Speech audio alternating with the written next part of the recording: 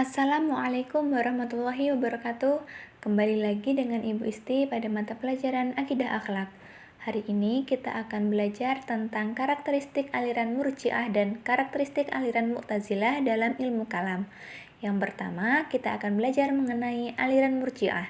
Silahkan disimak. Sejarah lahirnya Murji'ah. Kata Murji'ah adalah isim fa'il dari masdar irja yang secara bahasa memiliki dua arti. Pertama, at-takhir yang berarti menangguhkan atau mengakhirkan. Kedua, itta'ur roja yang memiliki arti memberi harapan. Kedua arti ini menunjukkan pengertian mengenai siapa sebenarnya golongan Murji'ah. Bila kita mendefinisikan Murji'ah dengan memakai makna pertama, maka itu berarti golongan yang menangguhkan, tidak memperdulikan perbuatan, dan memfokuskan penilaian hanya pada hati.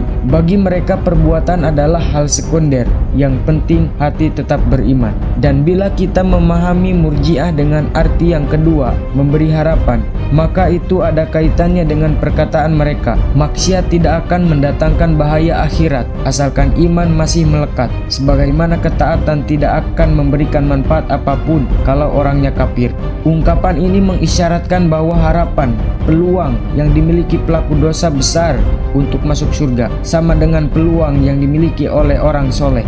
Berangkat dari pandangan inilah mereka disebut Murji'ah, pemberi harapan. Pendapat lain mengatakan bahwa irja adalah penangguhan vonis terhadap pelaku dosa besar hingga datangnya hari kiamat. Jadi tidak boleh membuat vonis apakah pelaku dosa besar menjadi penghuni surga atau penghuni neraka sampai datang ketentuan dari Allah sendiri di hari kiamat. Kelompok ini berkembang di tengah maraknya perdebatan mengenai status pelaku dosa besar. Apakah mereka masih mukmin ataukah sudah kafir?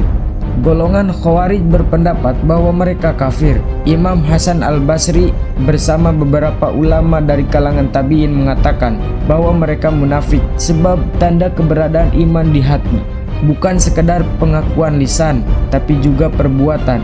Mayoritas ulama menyatakan bahwa pelaku dosa besar adalah mukmin yang berdosa, atau dalam bahasa lainnya adalah mukmin yang fasik. Mengenai ketentuan mereka di akhirat tergantung kehendak Allah. Allah bisa menyaksikan sesuai dengan kadar dosa yang dilakukan, atau Allah akan mengampuni segala dosa dia dan langsung memasukkannya ke surga. Yang jelas, selagi dia masih mukmin maka tidak akan kekal di neraka. Kemudian yang kedua adalah materi tentang aliran Mu'tazilah.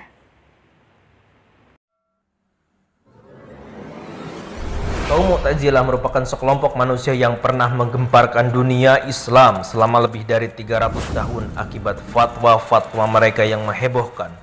Selama waktu itu pula kelompok ini telah menumpahkan ribuan darah kaum muslimin, terutama para ahlus sunnah yang bersikukuh dengan pedoman mereka. Sejarah munculnya aliran Mu'tazilah muncul di kota Basrah, Irak pada abad kedua Hijriah tahun 105 sampai 110 Hijriah. Tepatnya pada masa pemerintahan Khalifah Abdul Malik bin Marwan dan Khalifah Hisham bin Abdul Malik. Pelopornya adalah seorang penduduk Basrah, mantan murid Al-Hasan Al-Basri yang bernama Wasil bin Atta Al-Makhzumi Al-Ghazal yang lahir di Madinah tahun 700 Masehi. Kemunculan ini adalah karena Wasil bin Atta berpendapat bahwa muslim berdosa besar bukan mukmin dan bukan kafir, yang berarti ia fasik. Sementara Imam Hasan al-Basri berpendapat mukmin berdosa besar masih berstatus mukmin. Inilah awal kemunculan paham ini dikarenakan perselisihan tersebut antara murid dan guru, dan akhirnya golongan Mu'tazilah pun dinisbahkan kepadanya, sehingga kelompok Mu'tazilah semakin berkembang dengan sekian banyak sektenya. Kemudian para petinggi mereka mendalami buku-buku filsafat yang banyak tersebar di masa Khalifah Al-Ma'mun. Maka sejak saat itulah manhaj mereka benar-benar diwarnai oleh manhaj ahli kalam yang berorientasi pada akal dan mencampakkan dalil-dalil dari Al-Quran dan As-Sunnah. Secara harfiah kata Mu'tazilah berasal dari kata i'tazala yang berarti berpisah atau memisahkan diri, yang berarti juga menjauh atau menjauhkan diri. Mu'tazilah secara etimologis bermakna orang-orang yang memisahkan diri.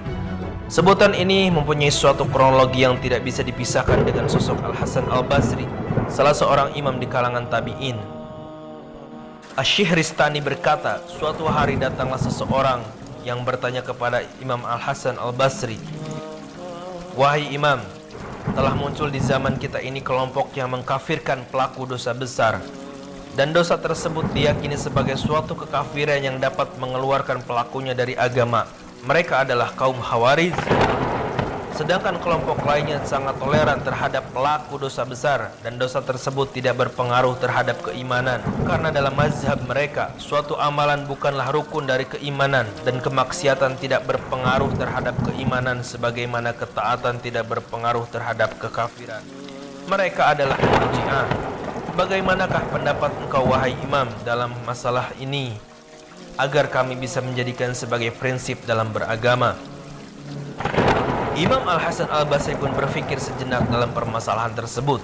Sebelum beliau menjawab, tiba-tiba dengan lancangnya Wasil bin Atha berbicara, "Menurutku, pelaku dosa besar bukan seorang mukmin, namun ia juga tidak kafir.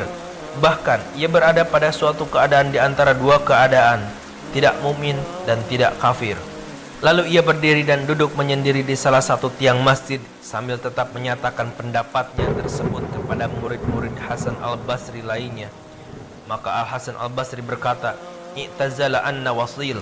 Wasil telah memisahkan diri dari kita." Maka disebutlah dia dan para pengikutnya dengan sebutan Mu'tazilah. Pertanyaan itu pun akhirnya dijawab oleh Al-Hasan Al-Basri dengan jawaban Ahlus Sunnah wal Jamaah. Sesungguhnya pelaku dosa besar adalah seorang mukmin yang tidak sempurna imannya. Karena keimanannya ia masih disebut mukmin, dan karena dosa besarnya ia disebut fasik, yaitu keimanannya menjadi tidak sempurna.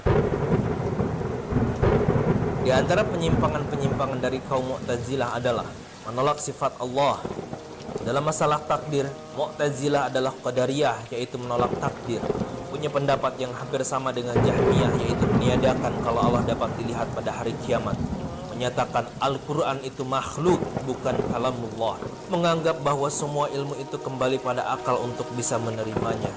Mirip dengan Khawarij, yaitu menganggap pelaku dosa besar kekal dalam neraka, namun mereka tidak berani mencap kafir. Menganggap bahwa surga dan neraka tidak kekal. Menyatakan Allah di mana-mana, Allah berada di setiap tempat, dan mengingkari adanya siksa kubur.